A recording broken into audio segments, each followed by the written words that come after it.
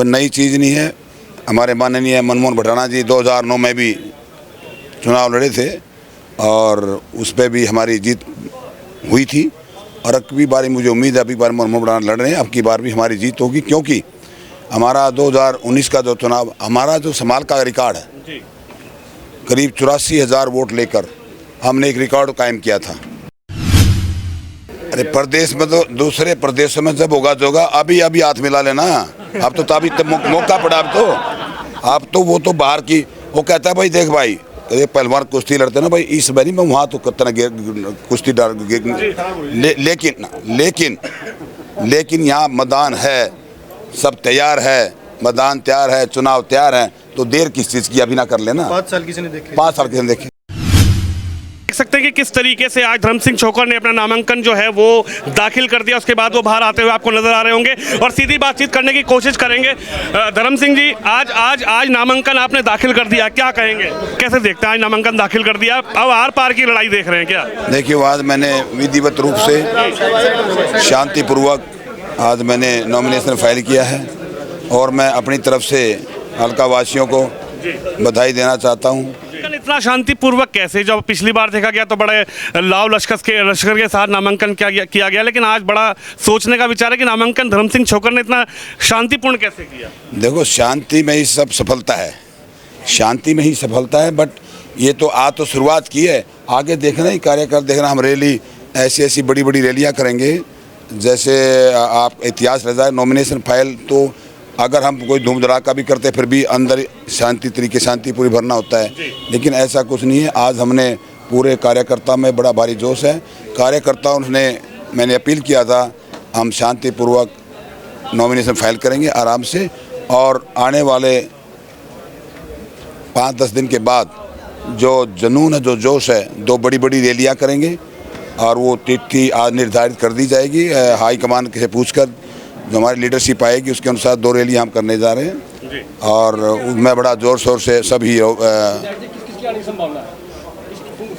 वो जैसे बड़े नेता हाईकमान डिसीजन लेगी इस बारे में, हम अपना रिक्वायरमेंट लिख के भेज देंगे। वो हाईकमान की मर्जी है, जो भी आएगा। एक ऐतिहासिक रैली है हरियाणा में, ये चौधरी भूपेंद्र सिंह हुड्डा के बाद बहुत बड़ी, सबसे बड़ी जीत होगी। क्योंकि जी, कैसी लड़ाई देखते हैं? चेहरा बदल दिया यहाँ पर।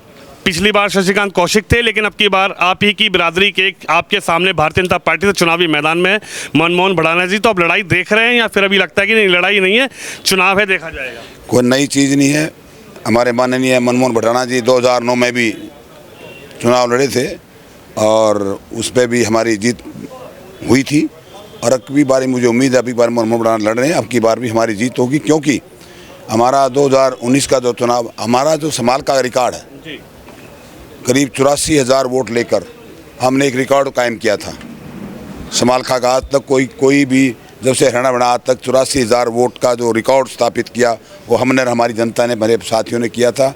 और अब की बार अपना जो रिकॉर्ड है समाल का हम ही तोड़ने जा रहे हैं, हल्का की जनता तोड़ने जा रही है। करीब 1.25 लाख वोटों से यहाँ हमारा जीत होगी। कुछ दिन पहले आपकी पार्टी से विधायक बने तो उसमें ब्राह्मणों का बहुत बड़ा योगदान रहा था, और आज ब्राह्मण कैंडिडेट मैदान में नहीं है। उनसे कोई बातचीत हुई? कुछ सूत्र कहते हैं कि कुछ हो गया गोलमोल नीचे, और अब ब्राह्मणों के साधने की पूरी तैयारी धर्म सिंह छोकर ने कर दी है। हाँ, इसमें देखो कोई दो राय नहीं है। पंडित जी, मैं तो एक कहना चाहूँगा, मैं तो एक भगवान को आस्था बहुत रखता हूँ और भगवान में बड़ा विश्वास करता हूँ पूजा पाठ में। बट मेरा तो कहता, जो मेरी कुंडली है उसका गुरु कुंडली में जो मेरे बृहस्पति लगन में बैठे हैं और परिस्थिति पंडित जी हैं, तो पंडित जी मेरा कल्याण होना ही नहीं, ये मुझे उम्मीद थी, ये समय का इंतजार था। आज मेरे पंडितों का पूरा आशीर्वाद मिल गया, फलीभूत होगी, 1.25 लाख वोट जीतेंगे आपके आशीर्वाद से। तो फिर कुछ घोषणा भी ब्राह्मणों के लिए कर ही देनी चाहिए जब आप विधायक बन जाएंगे। शुभकामनाएं हमारी आपके साथ हैं कि कुछ बड़ा सोचा है कि करेंगे। समालखा में, बापोली में, सनोली में कोई कम वोट अब नहीं रही, 30,000 के करीब हो गई है। ज़रूरत सबको है, आपको भी है, तो उनके लिए भी एक घोषणा आज हो ही जाए। देखिए, घोषणा पंडित जी होते हैं, जब हमारे ज्योतिषी होते हैं, पंडित जी का हमारा एक बहुत अच्छा प्रतिष्ठान है जो हम मानते हैं। पंडित जी तो ब्राह्मण तो है ना, भविष्यवाणी करते हैं, कराते नहीं।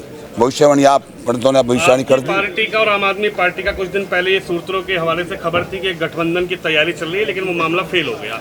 अब आपके सामने आप ही की समाल का विधानसभा में एक और प्रत्याशी आम आदमी पार्टी ने उतार दिया, इसको कैसे देखते हैं? देखिए, तो हाईकमान का फैसला, हाईकमान का डिसीजन होता है, अब किसी अलायंस करे या ना करें।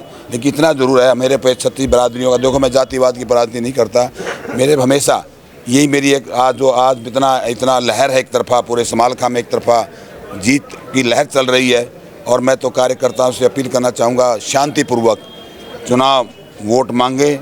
अपने जो फलदार वृक्ष होता, हमारे पेड़ पर बहुत फल लगे हुए हैं, फलदार वृक्ष झुकता हमेशा।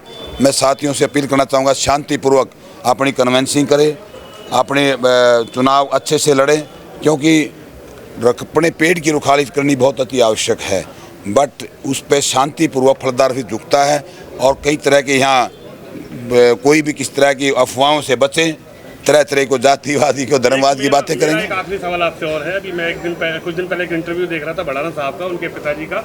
उन्होंने कहा कि छोकर साहब यहाँ छोड़ के, मैं भी चैलेंज करता हूँ, उन्होंने आपका कोई इंटरव्यू देखा, उन्होंने कहा कि यहाँ छोड़ के, समालखा छोड़ के देश में और सीटें हैं, वो मेरे सामने वहाँ चुनाव लड़े। क्योंकि एक इंटरव्यू में आपने कहा था कि मनमोहन हमारे बच्चे हैं, हमारे भाई हैं, मैं चाहता हूँ कि भड़ाना साहब से आर पार की टक्कर हो। लेकिन इस पर आप क्या कहेंगे? वो आपको भी चैलेंज कर रहे हैं कि आप समालखा छोड़ के देश में कोई भी सीट है, मेरे सामने लड़ लीजिए चुनाव।